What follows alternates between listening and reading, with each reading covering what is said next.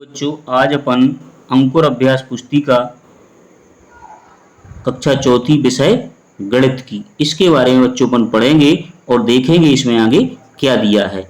इसमें देखते हैं सप्ताह 9 दिवस 1। इसमें एक अतिरिक्त वर्कशीट दी है आपको।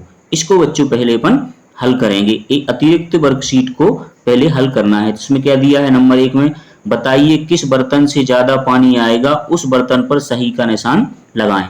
तो इनमें से किस में आएगा, इसमें आएगा टब में, तो टब में आपने सही का टिक लगा दिया। इसी प्रकार अगला लिखा है 2 लीटर से कम धारिता वाले दो बर्तनों के नाम लिखना है आपको। तो 1 लीटर से कम वाले कौन से हैं, गिलास है, छोटा वाला जैसे मग हो जाता है और कटोरी हो जाती है। इसी प्रकार प्रश्न नंबर 3 दिया है, एक जग में कितने लीटर पानी आता होगा। आपको एक अनुमान से लिखना है। तो एक जग में 2 लीटर पानी आता होगा, आप इसको 1 लीटर भी लिख सकते हैं। इसी प्रकार प्रश्न नंबर 4 है, एक टब और एक जग में किसकी धारिता अधिक होगी। तो किसकी होगी, टब की ज्यादा होगी। इसके आपको लिखना भी है इसमें, एक टब की धारिता अधिक होगी क्योंकि टब जग से बड़ा है। टब क्या है, जग से बड़ा है। इसी प्रकार प्रश्न नंबर 5 दिया है, एक बाल्टी में लगभग कितने गिलास पानी आएगा। तो कितने गिलास पानी आएगा बच्चों, इसमें कितने गिलास आएगा, एक बाल्टी में लगभग 70 गिलास पानी आएगा लगभग। इसी प्रकार आप इसको हल करेंगे बच्चे। इसके आगे दिया है सप्ताह 9 दिवस 1 में पाठ 3 भोपाल की सैर। इसमें लिखा है दिए गए बर्तनों में कितने लीटर पानी आ सकता है, अनुमान में लिखिए। तो ये क्या है, बर्तन बाल्टी है तो इसमें कितना आ सकता है, 8 लीटर। इसी प्रकार ये जग है तो इसमें 4 लीटर आ सकता है। इसके बाद ये क्या है, टंकी है तो इसमें 500 लीटर पानी आ सकता है। एक गिलास है तो इसमें 1 लीटर पानी आ सकता है। इसी प्रकार आपको अनुमान लगाकर बच्चों लिखना है। प्रश्न नंबर 2 दिया है, 5 लीटर से अधिक धारिता वाले 3 बर्तनों के नाम लिखना है। तो जिसमें 5 लीटर से ज्यादा पानी आता हो तो क्या हो सकता है, वो बाल्टी है, घड़ा है और टब है। इसी प्रकार प्रश्न नंबर 3 दिया है, 1 लीटर से कम धारिता वाले 3 बर्तनों के नाम लिखिए। 1 लीटर से कम तो गिलास है, कटोरी है और कप है। इसी प्रकार आप इसको लिखेंगे बच्चों। इसके आगे अगला दिया है प्रश्न नंबर 4 में, एक बाल्टी जग पानी से पूरी भर जाती है, जबकि वही जग 2 गिलास पानी से पूरा भर जाता है। तो बताइए, तो बाल्टी खालिस्तान गिलास पानी से पूरी कितने 10 गिलास से भरेगी। जग में गिलास का 5 गुना पानी आएगा। इसी प्रकार प्रश्न नंबर 4 दिया है, एक कार के टैंक में 20 लीटर पेट्रोल है, 15 लीटर पेट्रोल और डालने पर कार का टैंक पूरा भर जाता है। तो कार के टैंक की धारिता बताइए। तो टैंक के पेट्रोल में कितना है, 20 लीटर है, 15 लीटर और लीटर डाला गया उसमें तो कितना हो गया, 35 लीटर। तो टैंक की धारिता कितनी हो जाएगी बच्चों, 35 लीटर हो जाएगी। इसी प्रकार आप इसको हल करेंगे। इसके आगे दिया है सप्ताह 9 दिवस 2 में प्रश्न 1 दिया है, डस्टर की सहायता से अपनी कक्ष के बोर्ड की लंबाई माप कर लिखिए। तो आपको अपना आपकी जो क्लास में डस्टर होगा उससे आपके अपने कक्षा कक्ष के बोर्ड की लंबाई को नापना है। जैसे मैंने इसमें लिखा है 9 डस्टर, ये आपकी कम भी हो सकती है बच्चों और ज्यादा भी हो सकती है। इसी के आगे प्रश्न नंबर 2 दिया है, चौक की सहायता से आप अपनी गणित की पुस्तक की लंबाई माप कर लिखिए।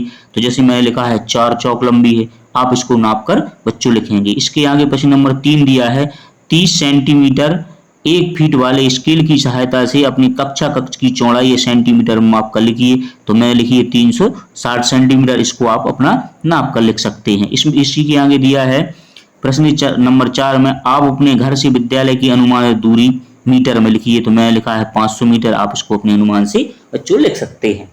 इसके आगे दिया है प्रश्न नंबर 5 में, आप अपने घर से बुआ मामा के घर की अनुमानित दूरी किलोमीटर में लिखना है। तो मैंने लिखा है 100 किलोमीटर, आपको अपने मामा के घर की दूरी अपने पापा या मम्मी से पूछ के इस पर भरना है बच्चों। इसी के आगे अगला दिया है आपको प्रश्न नंबर 6 में, सरिता के घर से एक ही दिशा में पहले विद्यालय फिर डाकघर पड़ता है। पहले क्या पड़ता है, विद्यालय और फिर डाकघर पड़ता है। तो घर से विद्यालय की दूरी 400 मीटर है और विद्यालय से डाकघर की दूरी 300 मीटर है। तो घर से डाकघर की कुल कितनी मीटर है ये बताना है आपको कुल। तो घर से विद्यालय की दूरी कितनी है, 400 मीटर और विद्यालय से डाकघर की दूरी कितनी है, 300 मीटर। इस दोनों को जोड़ दिया तो कितना हो गया, 700 मीटर। तो घर से डाकघर की दूरी कितनी होगी, 700 मीटर होगी बच्चों। इसी प्रकार आप इसको हल करेंगे। इसके आगे दिया है सप्ताह 9 दिवस 3 में दिया है कि आपके शरीर की अनुमानित लंबाई को लिखना है बच्चों। आपके शरीर है जो उसकी अनुमानित लंबाई इसमें आपको लिखना है। तो यदि आप यदि अमानक इकाई डस्टर है तो डस्टर से कितनी हो सकती है? 10 डस्टर। आप इसको नाप के लिख सकते हैं। यदि अमानक इकाई आपके हाथ में बलिष्ठ है तो बलिष्ठ से 11 बलिष्ठ हो सकती है। इसी प्रकार प्रश्न नंबर 2 है, लंबाई को अनुमान लगाकर तालिका में लिखना है। शरीर की कुल लंबाई या ऊंचाई अनुमानित कितनी है? 110 सेंटीमीटर और वास्तविक कितनी है? 108 सेंटीमीटर। इसी प्रकार सिर से के घेरे की लंबाई तो मैंने अनुमानित लिखी है 10 सेंटीमीटर और वास्तविक कितनी है? 11 सेंटीमीटर है। वृत्ता की लंबाई तो अनुमानित कितनी है? 14 सेंटीमीटर और वास्तविक कितनी है? 16 सेंटीमीटर। हाथ की लंबाई अनुमानित 30 सेंटीमीटर और वास्तविक कितनी है? 35 सेंटीमीटर। इस प्रश्न को बच्चों आप अपने वास्तविक और अनुमानित नाप कर लिख सकते हैं। इसी के आगे प्रश्न नंबर 3 दिया है, कंपास बॉक्स में रखने वाली स्केल की लंबाई कितने सेंटीमीटर होती है? तो 15 सेंटीमीटर होती है बच्चों। इसी के आगे प्रश्न नंबर 4 दिया है, गणित का जादू कक्षा चौथी 4 की चौड़ाई सेंटीमीटर में अपनी कक्षा कक्ष के दरवाजे की चौड़ाई कितने सेंटीमीटर होगी? तो कितनी होगी? 60 सेंटीमीटर लिखी मैंने, आप इसको अपने नाप सकते हैं। अपने कक्षा कक्ष की कक्षा चौथी के चौड़ाई 20 सेंटीमीटर, तो आपके कक्षा कक्ष के दरवाजे की चौड़ाई कितनी होगी आपको नाप के लिखना है बच्चों। इसी के आगे दिया है प्रश्न नंबर 5, इसमें लिखा है, रोशन होशंगाबाद से भोपाल होते हुए सांची जाता है। रोशन कहाँ जाता है? सांची जाता है, होशंगाबाद और भोपाल से होते हुए। यदि होशंगाबाद और भोपाल की 70 किलोमीटर की दूरी है तथा भोपाल से सांची की दूरी 45 किलोमीटर है, तो होशंगाबाद से सांची के बीच की दूरी कितनी होगी किलोमीटर में बताना है आपको। तो होशंगाबाद से भोपाल की दूरी कितनी है? 70 किलोमीटर और भोपाल से सांची की दूरी कितनी है? 45 किलोमीटर। इसको आपने जोड़ दिया, कुल कितना हो गया? 115 किलोमीटर। तो होशंगाबाद से सांची की दूरी कितनी होगी? 115 किलोमीटर होगी बच्चों। इसी प्रकार आप इसको हल करेंगे। इसके आगे दिया है, सप्ताह 9 दिवस 4 में गुणा कर रिक्त स्थानों की पूर्ति करना है। इसमें आपको गुणा करना है, जो एक तालिका बनी है इसको आपको गुणा करके लिखना है। जैसे मैंने लिखा है, 7 में आपने 14 का गुणा किया तो कितना आ गया? 98। 7 में आपने 12 का गुणा किया तो कितना आ गया? 84। 7 में आपने 6 का गुणा किया तो कितना आ गया? 42। 7 में आपने 7 का गुणा किया तो कितना आ गया? 49। 7 में आपने 13 का गुणा किया तो 13 7 91 हो जाएंगे। 7 में आपने 8 का गुणा किया तो कितना हो गया? 56। 7 में आपने 15 का गुणा किया तो कितना हो जाएगा? 105। और 7 में आपने 9 का गुणा किया तो कितना हो जाएगा? 63। इसी प्रकार आप इसको बच्चों लिखेंगे। इसके आगे प्रश्न नंबर 2 दिया है, एक कक्षा के 25 विद्यार्थी को प्रत्येक विद्यार्थी को 3 दिन टॉफियां वितरित की गई हैं। तो बताइए कक्षा में कुल कितनी टॉफियां वितरित की गई हैं? तो एक कक्षा कक्ष में कुल कितने विद्यार्थी हैं? 25 हैं। प्रत्येक विद्यार्थी को कितनी टॉफी दी गई? 3। तो कुल टॉफियां कितनी है? 25 गुणित 3 बराबर 75 टॉफियां हो जाएंगी बच्चों। इसी के आगे अगला दिया है, साइकिल के एक पहिए में 32 तीलियां हैं, तो ऐसी 4 साइकिल के पहिए में कुल कितनी तीलियां होगी? तो साइकिल के एक पहिए में कितनी है? 32। तो 4 साइकिल के पहिए में 4 साइकिल में तीलियां होगी 32 गुणित 4 बराबर 128 होगी। कुल तीलियां कितनी हो जाएंगी? 128। इसी प्रकार प्रश्न नंबर 4 दिया है, एक पशुपालक के यहाँ 4 गाय, 2 बछड़े, 3 बकरियां, सभी पशुओं के पैरों की कुल संख्या क्या होगी? तो बताना है आपको। तो पशुपालक के पास 4 गाय हैं, तो उसके कुल पैर कितने हो जाएंगे? 16 हो जाएंगे कि नहीं। इसी के आगे 2 बछड़े हैं, तो 2 बछड़ों के कुल पैर कितने हो जाएंगे? 8।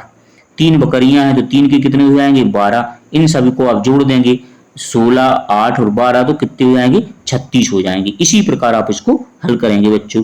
इसके आगे दिया है 5 में, मोतियों की एक माला 21 मोती लगे हैं, ऐसी 10 माला बनाने के लिए कितने मोतियों की आवश्यकता होगी? तो एक माला में मोतियों की कितने? 21। तो 10 माला में मोतियों की संख्या 21 गुणित 10 बराबर कितनी आ जाएगी? 210। तो आवश्यकता मोतियों की कितनी होगी? 210 की होगी। इसी प्रकार आप इन सभी प्रश्नों को बच्चों हल करेंगे।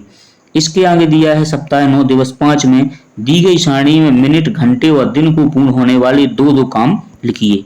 इसमें आपको 2-2 काम लिखना है जो मिनट में होते हैं, घंटे में होते हैं। जैसे मिनट में काम होने वाले क्या है? कंघी करना है, ब्रश करना है। घंटे में होने वाले काम है तो पढ़ाई करना, खाना बनाना। दिन में होने वाले काम मकान बनाना और सड़क बनाना। इसी प्रकार आप इसको लिख सकते हैं। इसके आगे दिया है प्रश्न नंबर 2 में, अल्प और अधिक समय में होने वाले 3 कार्यों को लिखिए। तो अल्प समय में क्या हो जाता है? सांस लेना होता है, ब्रश कर लेते हैं अपन, नाखून काट लेते हैं, बच्चों। कम समय में अधिक समय में क्या होते, खाना बनता है, पढ़ाई करना है और खेलते भी अपन बहुत समय तक। इसी प्रकार आप इसको लिख सकते हैं। प्रश्न नंबर 3 दिया है कि निम्नलिखित कार्यों में लगने वाले अनुमानित समय मिनट या घंटे में लिखिए। तो नहाने में लगने वाला समय कितना है, 10 मिनट लग जाता है अपन को। रात्रि से सुबह तक सोने में लगने वाला समय कितना है, 8 घंटे है। इसी प्रकार आप इसको हल करेंगे।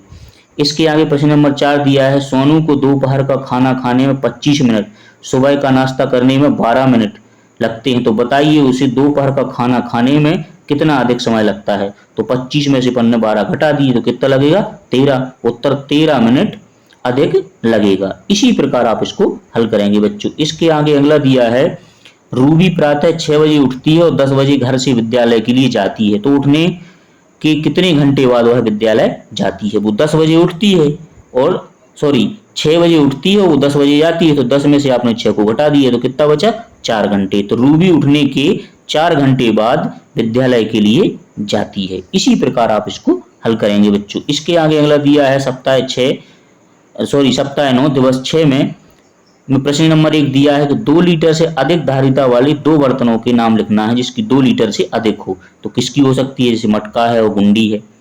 इसी के आगे लिखा है प्रश्न नंबर 2, एक बस टैंक की धारिता 600 लीटर है। यदि बस में 490 लीटर डीजल है तो कितने लीटर डीजल की डालने में बस का टैंक पूरा भर जाएगा। तो 600 है उसकी क्षमता और 490 उसमें से पहले है, तो कितने की होगी, 110 की होगी। इसको घटा देंगे तो 110 लीटर और डालने की आवश्यकता होगी। इसी प्रकार प्रश्न नंबर 3 है, स्केल की सहायता से आप अपने गणित की पुस्तक की लंबाई मापकर लिखिए। तो कितनी हो सकती है, 20 सेंटीमीटर। इसको आप अपनी पुस्तक को नाप भी सकते हैं बच्चों। इसके आगे दिया है प्रश्न नंबर 4, सुबी के घर से एक ही दिशा में पहले किराना दुकान फिर विद्यालय। तो घर से किराना दुकान की दूरी कितनी है, 200 और किराना दुकान से विद्यालय की दूरी है 300 मीटर। तो घर से विद्यालय की कुल कितनी दूरी होगी, तो घर से किराना दुकान की दूरी कितनी है, 200 मीटर है और दुकान से विद्यालय की दूरी कितनी है, 300 मीटर है।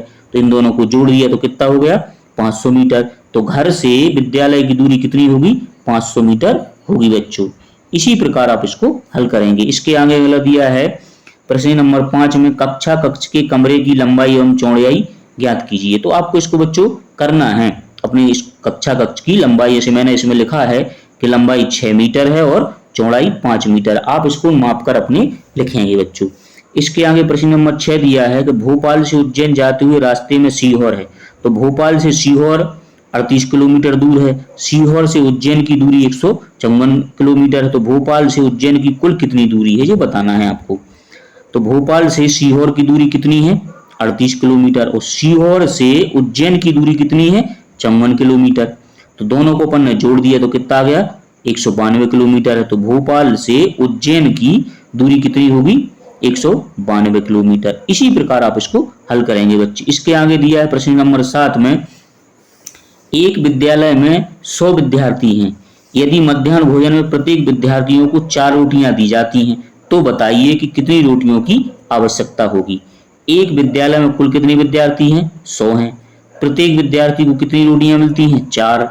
तो कुल रोटियां कितनी होंगी, 100 गुणित 4 बराबर 400 रोटियां। तो कुल 400 रोटियों की आवश्यकता होगी। इसी प्रकार प्रश्न नंबर 8 दिया, एक किसान के पास 5 गाय हैं, 3 भैंस हैं, 4 बकरियां हैं। इन सभी पशुओं के पैरों की कुल संख्या ज्ञात करना है। तो गाय कितनी है, उसके पास 5 हैं, तो पैर कितने होते हैं, 4। तो कितने हो गए, 20। भैंस कितनी है, उसके पास 3, पैर कितने होते हैं, 4। तो कितने हो गए, 12 पैर हो गए। बकरी उसके पास कितनी है, 2 है, तो पैर कितने होते हैं, 4। तो कितने पैर हो गए, 8। तो टोटल कितना हो गया, 40। सभी पक्षियों के पैरों की कुल संख्या कितनी है, 40 है बच्चों। इसी के आगे लिखा, अल्प एवं क्षणिक समय में होने वाले 2 कार्यों को लिखिए। तो सांस लेना और छींकना हो गया।